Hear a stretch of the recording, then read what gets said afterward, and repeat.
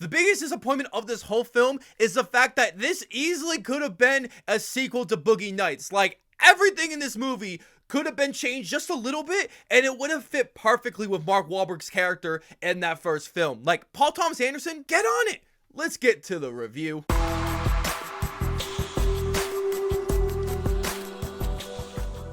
Welcome back, film fans. It is Brad from Let's Be Real Brad, and today on the channel, I want to talk to you guys about the brand new biographical drama film called Father Stu. Father Stu is written and directed by Rosalind Ross and her directorial debut.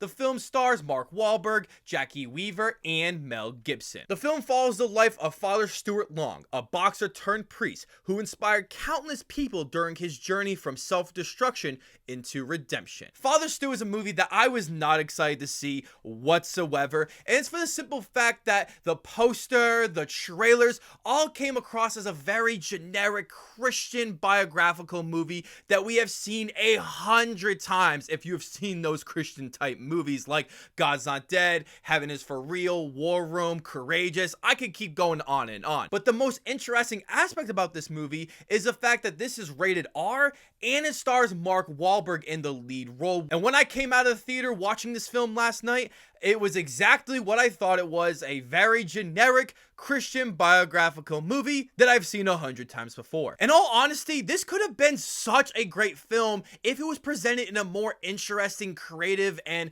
a more exciting way, as the presentation for this film is just so boring and paint by numbers, and it just feels like there are so many aspects of the story that are either cut out or forgot or just changed to add more dramatic effect, but it didn't feel like it added to the movie. It just made it feel like it was much worse, because when I looked at more aspects about Father Stu's life, I realized there were way more interesting aspects that this film just didn't decide to go to. And I understand that this is based off somebody's life. You're trying to do your own thing with it. There are so many twists and turns in this movie, especially in the middle of the film with Father Stuart's character, that was quite surprising. But the first half of this movie is quite a slog to get through, as Mark Wahlberg's character is just very unlikable. And I understand that's what he's supposed to be, because he was a boxer and he became a priest. And when they become a priest, they automatically become good. I just found Father Stuart to be such an unlikable character, and by the second half of the movie, I found it to still be unlikable,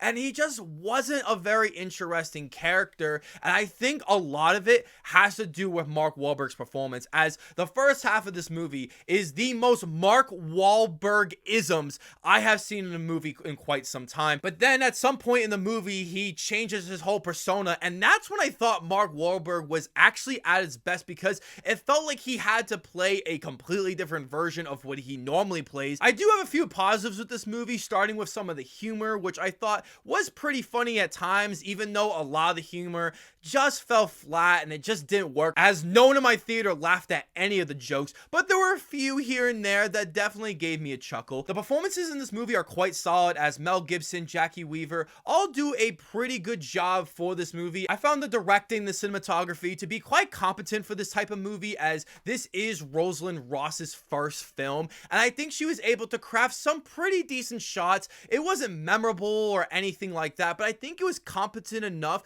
where it did keep me engaged in plenty of the emotional scenes that happen later on in the film. Unfortunately, this film has a lot of negatives here, and the first and main one is the fact that this movie is just so bland. This felt like the typical biographical film that you would watch in a history class, because it just goes over every single aspect that you would come to expect, but this movie just didn't get deep enough with its characters and made me feel anything for anybody, except not liking the characters, because I found all of them to be so shallow and annoying and just didn't feel like they fit the movie whatsoever. I also found the writing to be quite mediocre, as a lot of the dialogue here just doesn't work for me, as it isn't bad by any means, but it just feels like the typical dialogue you would come to expect for these movies. I know this is the only negative that I'm talking about, but in all reality, this could have been a really good film. This is a film that could have easily garnered a ton of Oscars and just been a very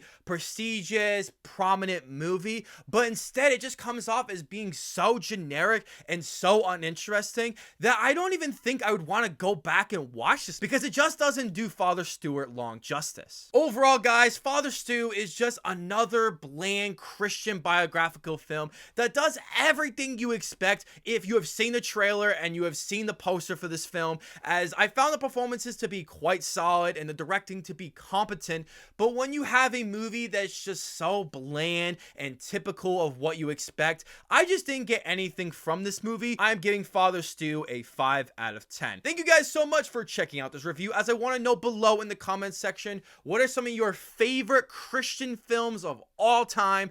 I can't wait to hear about those. But before you guys check out this video, don't forget to hit that subscribe button, leave a like if you want to, and ring that notification bell so I can see you all in the following video.